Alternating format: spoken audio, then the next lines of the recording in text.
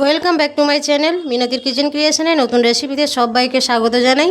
প্রতিদিনের মতো আজকে আবারও একটি নতুন রেসিপি নিয়ে চলে এসেছি। তার জন্য আমি এখানে নিয়েছি এই যে পনির।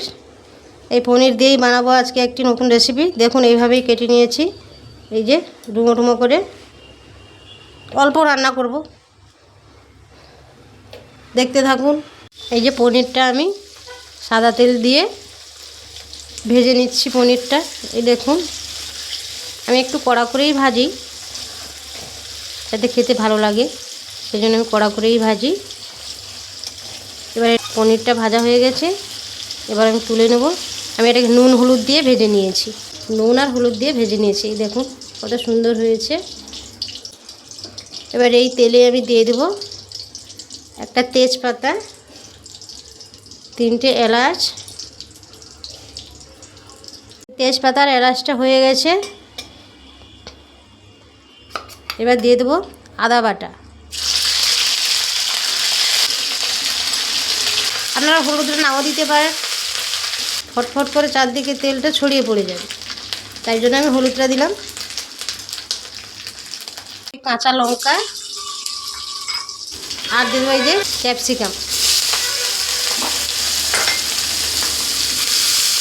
এগুলোকে ভালো করে নাড়াচাড়া করে মিশিয়ে নেব, নাহলে এর ক্যাপসিকামের যে একটা সবুজ গন্ধ থাকে ওটা থেকে যাবে।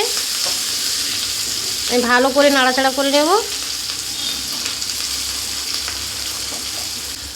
অল্প একটু নুন দেব, যাতে ক্যাপসিকামগুলো সেদ্ধ হয়ে যায়। এবার আমি এটাকে একটু জল দিয়ে কষিয়ে নেব, নাহলে এই গন্ধটা ঠিক যায় না। অল্প একটু জল দিলাম, জল দিয়েই কষিয়ে নেব। এই যে এবার দিয়ে দেবো এই পনিরটা, ভেজে রাখা পনির। আমি অল্পই করেছি, শুধু আমার ছেলে মেয়ে খাবে, স্কুলে যাবে, দেরি হয়ে যাবে না, এই ওদের রান্নাটাই আগে করে দিই। ভালো করে নাড়াচাড়া করে মিশিয়ে নেব। আমি এখানে জল ব্যবহার করব না, ঠিক আছে? আমি পনিরটা শুধু দুধ দিয়েই রান্না করব, এখানে কোনো রকম জল দেব না। এবার আমি এই ক্যাপসিকামটা আর পনিরটা ভালোভাবে নাড়াচাড়া করে মিশিয়ে নিয়েছি। আর ওরা একটু ভাজা ভাজা খেতে পছন্দ করে, তাই একটু ভাজা ভাজা করে নিলাম।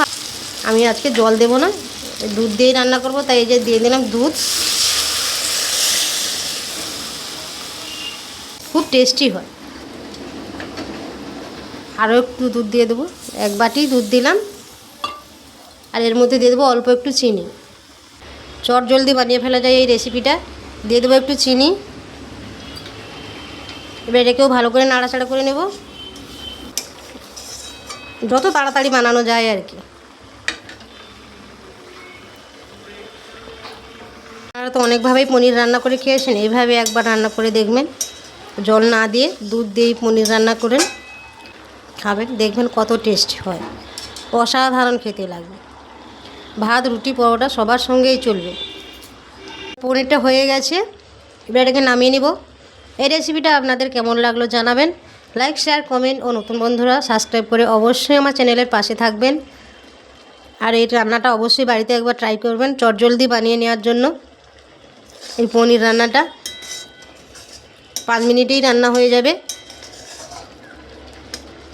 ভালো থাকবেন, সুস্থ থাকবেন, দেখা হবে, কথা হবে অন্য কোনো ভিডিওতে। আমি নামিয়ে নিয়েছি, কত সুন্দর হয়েছে, দেখতেও কত লোভনীয় হয়েছে।